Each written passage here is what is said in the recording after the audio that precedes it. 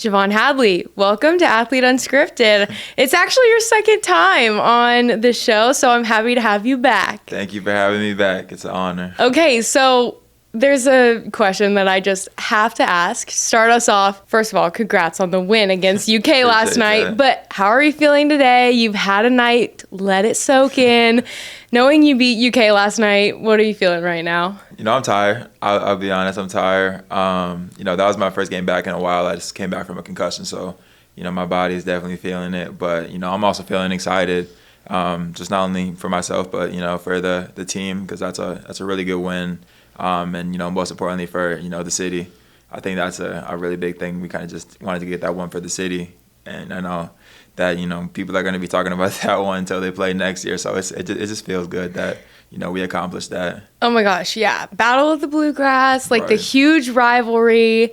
Did it for the city. My social media pages have just been filled with all this fan content. Yeah. Like everyone is on cloud nine right now. I know I am. I'm sure you guys are too. Yeah. Just, being the ones that were out there battling it out. Right. So congrats. That's awesome. I wanted to ask, what was the pregame like going into that game? Was it a little bit heavier? What was the pregame speech a little bit more enthusiastic this time? What was it like? Yeah, you're not the first person to ask that, honestly. Did we do anything really different because it's UK?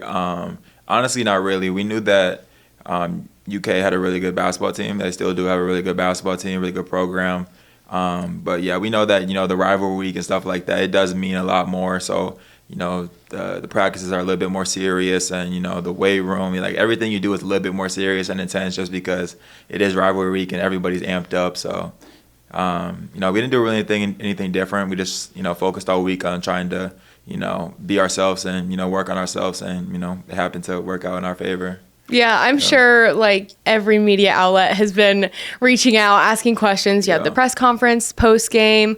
You were on the radio. I interviewed you post-game, so that was fun. I was like, hey, we'll get you back here tomorrow. So now that it's settled in, I love hearing about it and just the impact that you guys know you've made. That was the first time you've been playing here at Louisville and won against Kentucky. Yeah. So I'm sure that was you said it last night in the interview, a moment like no other experience. Right. You've never experienced something like that before. Seeing the Yum Center, and I know I asked you this, but we have different viewership over here on the podcast platform. Yeah. What was it like seeing the KFC Yum Center packed from bottom to top, sold out? Yeah, it's an unreal experience just having, the fan base, backing us up. I know that they don't just show out for just the UK game. It's every game that, the fan base is going to come out and show love, and we do truly appreciate that. But, seeing the student section fill up with 80 minutes left still on the clock is an unreal kind of experience, just knowing that the students want to get involved and students want to come watch good basketball and stuff like that. So it just kind of is on us to go out there and put a good product out, because if we go out there and handle our business, they're more than likely to come back for the next games and stuff like that. So we just feel that not pressure, but we feel like we have to kind of go out there and perform for the name across our chest, the city, the students, and most importantly our work ethic. We put in the work, we put in the time, put in the effort, just go out there and be ourselves. Absolutely. I know I asked about pregame, what the locker room was like, but postgame, it looked a little bit different. What was that like? Walking back there with your team, knowing that you had just accomplished something huge for this Louisville basketball program. Yeah, it was awesome. Everybody's back there smiling, having a good time. Everybody's, dapping each other up, and, family is back there, and Don is back there, and just everybody's back there having a good time. And but coach always does a really good job of making sure that we enjoy the moment, we enjoy the night, be smart, be professional, but at the same time knowing that we have another opponent coming up in a couple of days. So just trying to turn that page, enjoy the night, like he says, be a pro, but knowing that the next important thing is our practice coming up tomorrow. So he does a really good job of making sure that we stay grounded. You mentioned Donovan Mitchell. Yeah. He returned to Louisville for the game last night, and he's in the middle of of his own season. Like, how does that impact you all to know that there's super notable alumni that played in this program, played for Louisville, wore it across their chest, and they're coming back in the middle of their busiest time of year too, and supporting you all? Yeah, it means a lot just knowing that, Donovan Mitchell and, other guys that have had the opportunity to come back, Russ Smith and obviously Peyton Siva, and a lot of other guys that have gotten an opportunity to come back, in the midst of their, seasons. It means a lot that they're showing, time and dedication.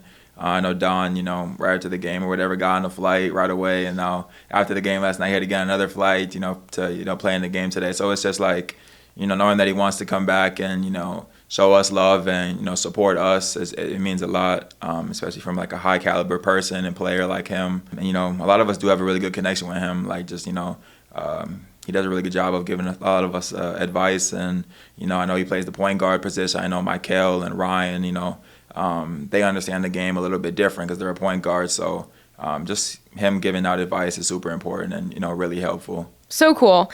I know we've been talking a lot about the UK game, everything last night.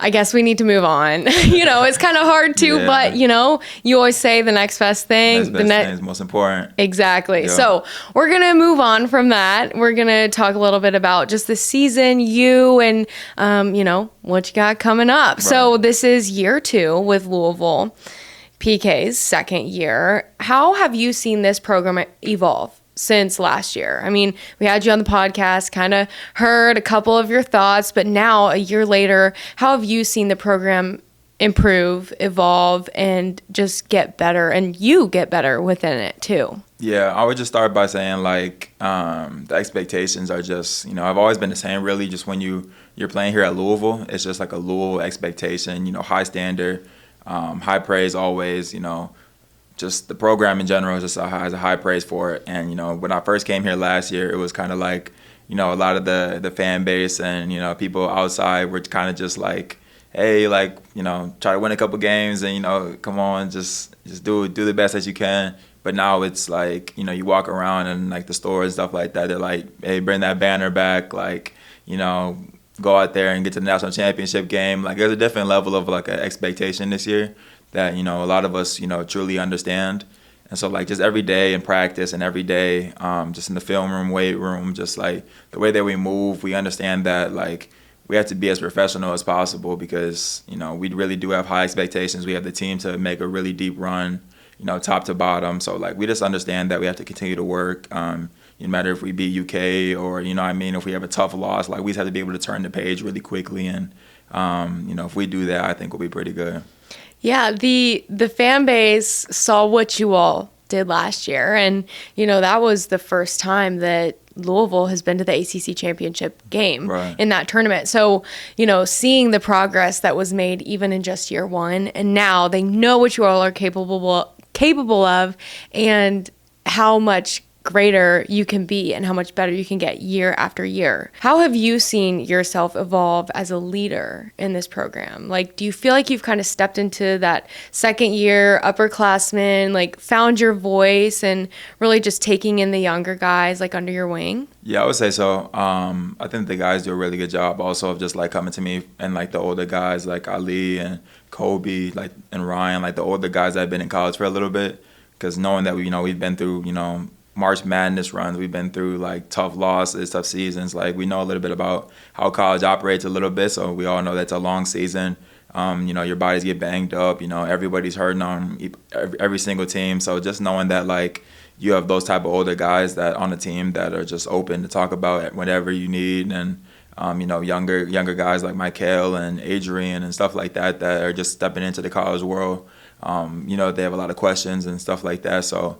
It's a good mix that, the coaching staff did a good job of bringing in like vets and, the underclassmen as well. So, I mean, I've never tried to be like that leader that like always tries to like yell at guys or like yell at people and like make them not feel welcome to come to me. And I feel like I've done a good job of just like having the guys like welcoming them in and just being open with them. Yeah. Being not the most vocal leader, but someone that they know that they can come to with like the relationships and the bonds that you make with them. And stuff like that, yeah. That's awesome. Year after year, you're going to be hungrier for more. Last season, you guys had a great postseason, an ACC tournament, March Madness. But this year, what is the expectation you've set for yourself? I mean, obviously more, go for greater, bigger things every time, improving, getting better. But like, what expectations do you have for yourself this season? I would just say for myself, just continuing to be that leader, continuing to be that guy that, everybody can turn to. But also just like, own personal expectations, going out there and, continue to be that dog, the rebounding machine, just, hit all the points that, I need to, whatever I need to do to make sure that the team wins. That's my expectations every single night, whatever the team needs. And I would just say, like you said, we're hungrier than ever, honestly. Just like, especially the guys that have come back last year. We went to March Madness and, we ended up losing the first round against Creighton. That is what it is. But at the same time, we know that, we can get to March Madness. We can do all those things. It's just all about, our approach and every single day. And, the staff does a really good job of making sure that, like I said earlier, we stay grounded and making sure that we just focus on the next thing. Everything will take care of itself. That's awesome. Okay, we're going to switch gears here. Okay. You all see me on the sidelines and in front of the camera, but my real secret to keeping that glow through the football and basketball seasons, well, Suntan City. I get my routine spray tan in Malibu, medium with hydration, and it keeps me looking golden no matter what kind of content day it is. 10 minutes in the salon and I am set. So grab a monthly membership and keep your glow strong. suntancity.com, or you can just download the Suntan City app so you can stay glowing too. There's a question I have to ask. On Media Day, you mentioned that you finally got a big Nina's cheesecake, or actually a couple. Yeah, I got a couple, yeah. Okay, there's usually a line outside the door to get one, like every day when they open. How did you manage to get one? And tell our viewers the story of just the hype around these cheesecakes. Yeah, Big Nita's cheesecake. Shout out to them. Honestly, I saw it first on TikTok, so that's kind of how I got introduced to it. I'm a big cheesecake fan, so I kind of just had to like dig in a little bit deeper. I saw all of her posts, and she does a really good job of like putting all the cheesecakes out there. She does like how-to videos and how she makes a lot of them. So I thought it was really interesting, and I'm a big cheesecake fan, like I said. So I was trying to actually try them, and I went on their website. Like they usually don't open during the week.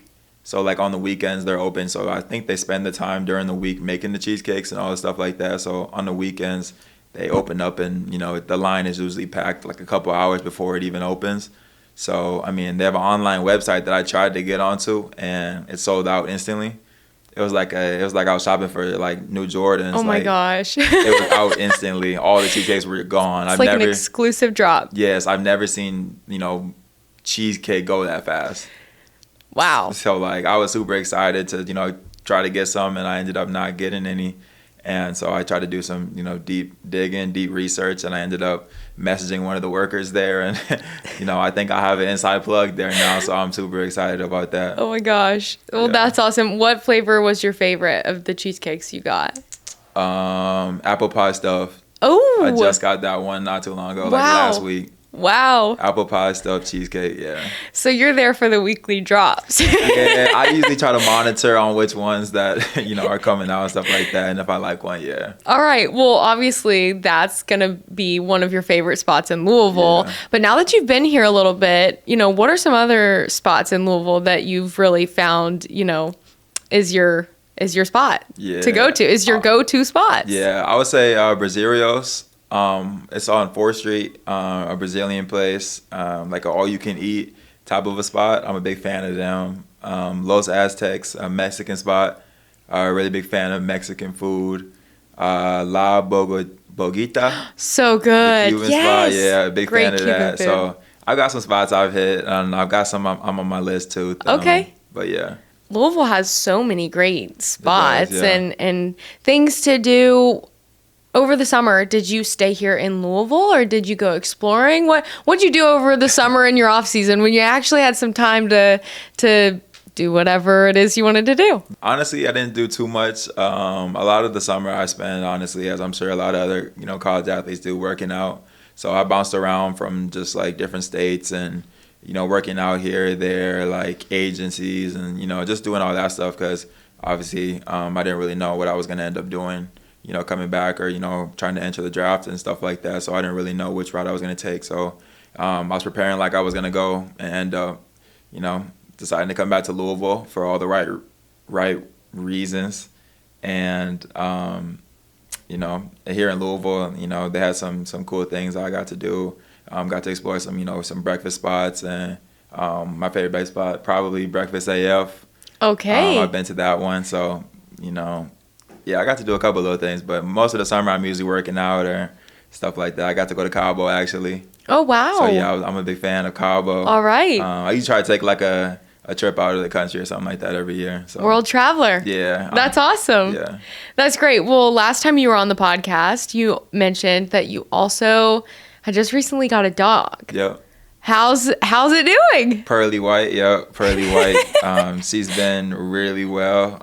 Sometimes she's a little terror, but yeah, she has her days. Honestly, I would say she has her days. But she's a sweet girl. She, when we let her outside, a lot of the time, my girlfriend and I, we like to let her off the leash and stuff like that, just to see how she reacts. And she acts like she has the most freedom in the world. So it's it warms your heart to kind of see them happy and running around, just enjoying life and stuff like that. Especially when you get a dog from the Humane Society, knowing that what they've become and how they've opened up to you and your family and they feel a part of the family. That's the type of thing that warms my heart. So I'm big on animal cruelty and stuff like that. I don't mess with that at all. I don't like any of that. So, as many animals and stuff that I can save, I'm gonna try to do that. I'm on that side of TikTok, so I see that stuff all the time. I'm like, I'm going to adopt a dog. Mm-hmm. It's only right. One of these days. Yeah. I will. Well, I'm glad you also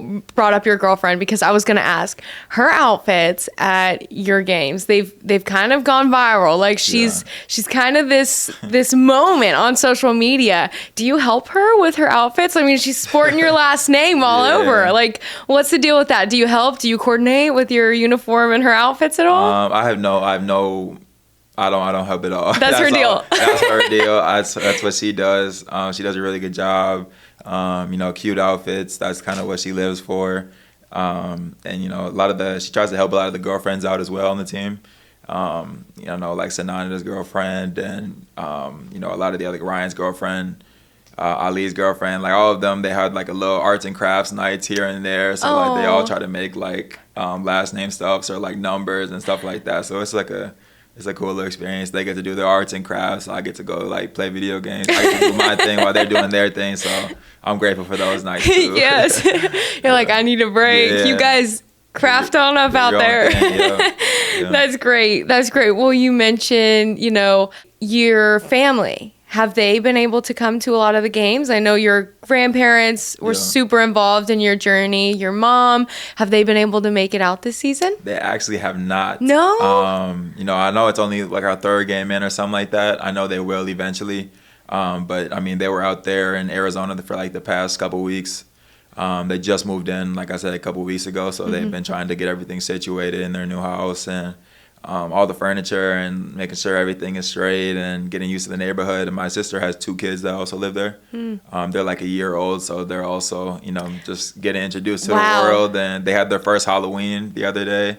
So I got to see their little cute outfits and stuff like that, and strollers. And it's just a really nice time in Arizona as well. The weather's probably 80 degrees. It's not too hot. It's a perfect weather for them. So I'm just excited for everything that they're dealing with, but when they get situated, they'll come out here for sure. Yeah, so you're an uncle now, right? Yeah. Okay, how's that feel to know your family's growing and, you're going to be probably a figure that those kids look up to, right? Yeah, no, I'm super excited about that. I've gotten to spend a lot of time with them. Probably not as much as I've liked to just because I'm here in Louisville. But, over time, I just look forward to, building that relationship with both of them. And, Koa and Keeson are the other names. I'm just super excited to, watch them grow up. And I know my mom and my sister are going to do a really good job. My grandparents of just, raising them and looking forward to their journey in Arizona. Well, hopefully you can make it out there and they can make it out to Louisville for a couple games this season. They will. So last year on the podcast, I know I keep referencing it, but I think it's cool to compare last year to this year, you know, the evolution of what your life has, how it's changed in the last year, being year 2 in Louisville. So last year you said that you were closest with Chucky and Terrence Edwards Jr. Now they're gone. Right. So who are you closest with on this team? It's a little bit tougher, I would say, this year. I'm probably closest with Kobe Rogers, Ali Khalifa, Ryan Conwell. Okay. I would say those guys right there. All right. We actually have a really, really close team. I would say even closer than last year's, which is also a really good thing for, you know, obviously a team to be really close. But, you know, last year was a little bit, obviously, like everybody's new. It's the first year for everybody at Louisville. You know, the coaching staff's still getting acclimated. Like, it's a little bit different, but this year it's kind of like, you know, we have a core group of guys returning, Kanai, and, you know, like I said, Ali, Kobe, myself, Kaysen, like a lot of the guys that came back. So we already had that structure. The staff has already been here. So the summers flowed a bit easier and just better. And so, like, our team is just really close this year, I would say. Comparing last year's team to this year's team, obviously every team's different, so it's hard to compare. But how has this team, you know, clicked? Was it over the summer when you guys just had all that time, aside from academics, like school hadn't started yet, to really bond and get to know each other? Yeah, I would say so. I mean, we kind of just live in the gym during the summer and, you know, throughout the season. So, like our staff does a really good job of, like, doing little, like, core workout groups. So you'll work out with, like, a group of about 2 or 3 guys, you know, consistently for about a couple of weeks, and then we'll switch it up. So, like, you get to really work out with, you know, a core group of guys, get to know them, hang out with them. I mean, you're in the gym all day, every day during the summer with them, so you don't have no other choice but to, you know, get to know them, you know, whether you like to or not. So, I mean, this was a good opportunity in the summers that we know we took advantage of. And, you know, like I said, we came out really close, and, you know, it showed in these last couple of games, and, you know, look forward to continuing to grow throughout the season. That's so great. What goals have you set for yourself this year? You know, what are you specifically working on? How are you trying to level up your game? And then what do you see beyond this year? What's next? I would just say for my game personally, you know, I got a lot of feedback from like scouts and agencies and stuff like that. Just everybody's just looking for me personally to continue to be a consistent 3-point shooter. Continue to get my volume of shots up. Because, you know, I shot a really good percentage the last couple of years, but just on a lower volume. So just looking to, you know, shoot the ball at a higher volume. That just means, like, you know, if you shoot 3 threes a game, just maybe like 5 threes a game, just something like that, simple. But, you know, that's kind of what I'm looking forward to. I'm paying close attention to. And just continue to do all of the little things in the game. Just continue to be the dog, rebounder, lose balls, the energy guy. Just kind of continuing to be that leader, honestly. Trying to be the most vocal on the court at all times. And I would just say those are my goals, just continuing to, you know, be that vocal leader, most importantly.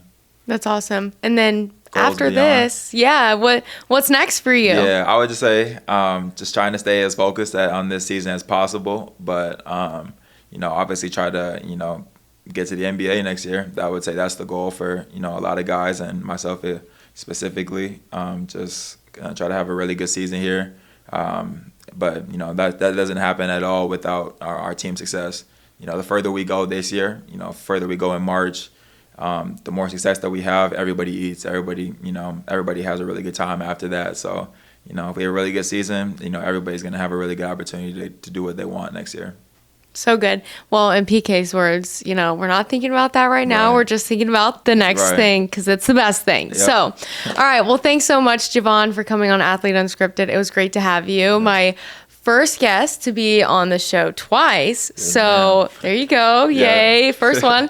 And thank you so much. Good luck the rest of the season. Thank you guys for having me. Shout out you guys. Thanks so much for tuning into this episode of Athlete Unscripted. Make sure you like this video and subscribe so you never miss an exclusive episode. We have some incredible guests coming this season that, like I said, you're not going to want to miss. We'll see you next week.